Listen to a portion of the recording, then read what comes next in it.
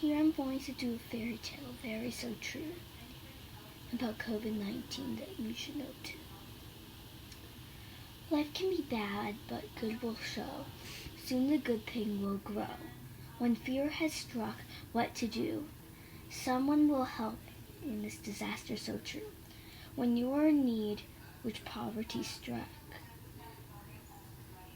soon you'll be better, and you'll be in luck.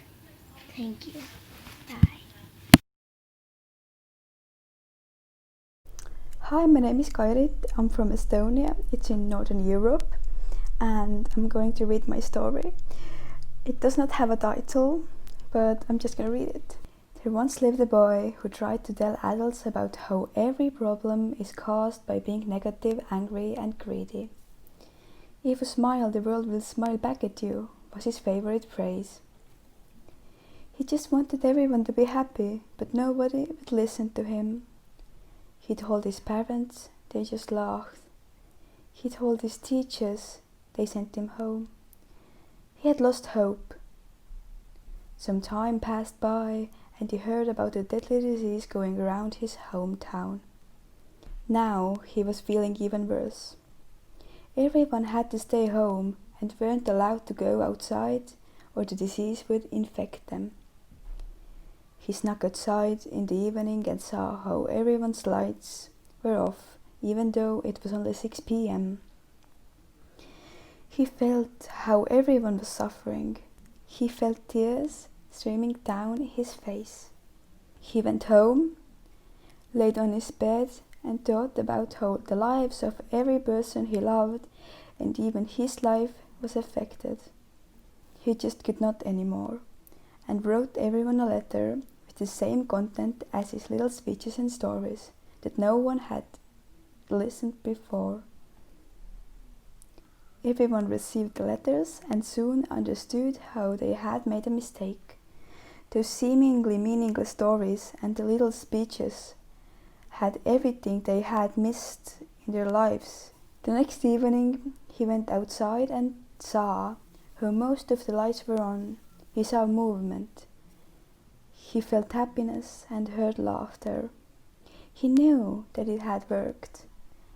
Everyone knew him, loved him, respected him, and went on their lives with much more positive thinking.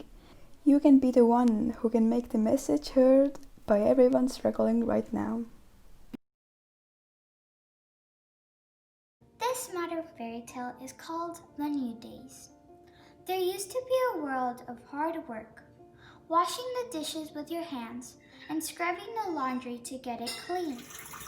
But when the future came, everything was fair and people were working for fun, and with their creativity, they built new stuff. When you see the new things, you get scared, but when you touch it, your confidence builds up, and with days of practice, you get used to it.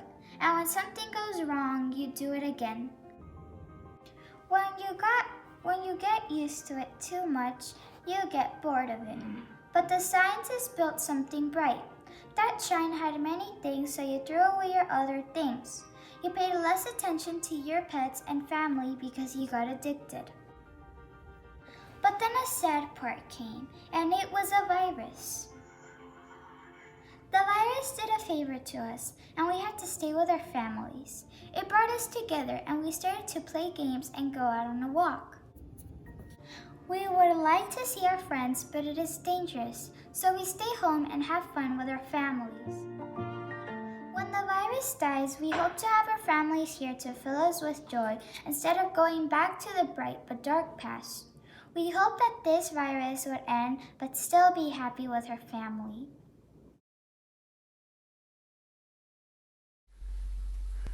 This is the most embarrassing book. Why? I said it was embarrassing, so why read? Go on. Say it out loud. Oh, I see. That's why. Okay, here we go.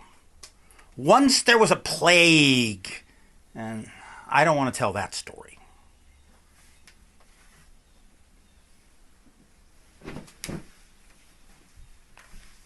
Once there was an elephant named Ellie, but she was not a real elephant. she was just a stuffy. But she was the head stuffy of the bed. What's sarcasm? Ellie asked Batty. Oh, by the way, Batty is a bat, and we will soon meet Twinkletoes, who is a rabbit. Oh, I don't know, but... Ah! Plunk, screamed Batty.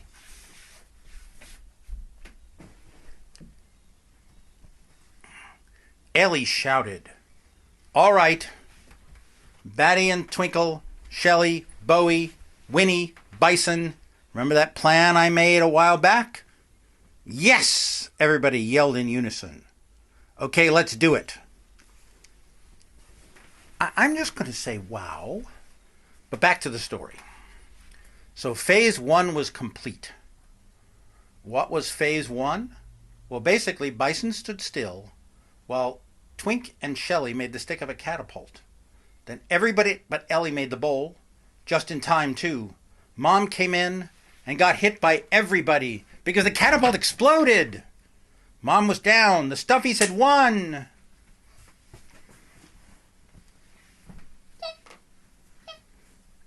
Why do donuts look like mud? Asked Ellie. They're supposed to taste so good. Oh, by the way, I was the one who gave them the idea. Maybe not so embarrassing now? The reason they did this started a long time ago. One day, the Stuffies were peacefully lying on the bed when, out of nowhere, Mom came and threw them off the bed. This just kept happening. So Ellie made plans for catapult, and that's why we have this story of overcoming.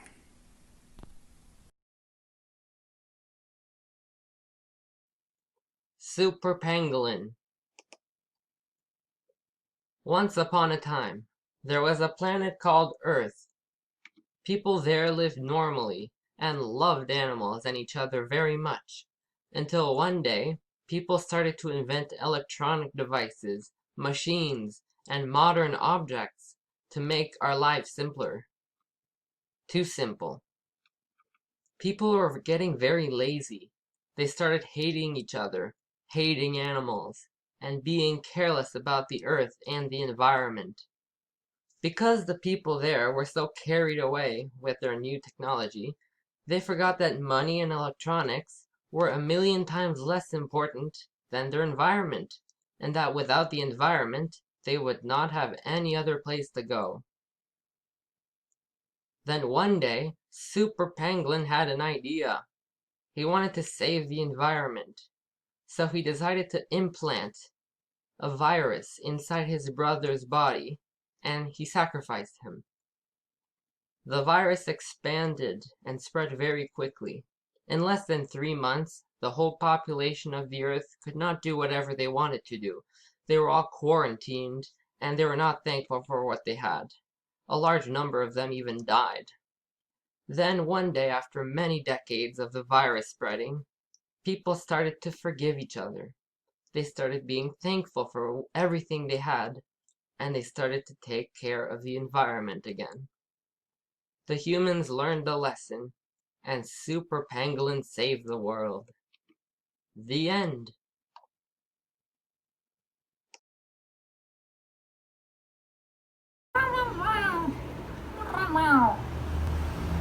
Life is hard, but not all black.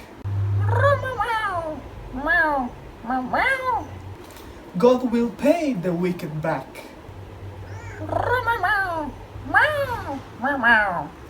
When a child cries out in fear,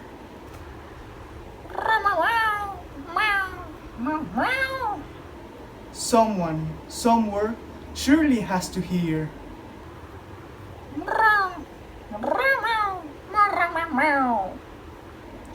For when in need or dark despair,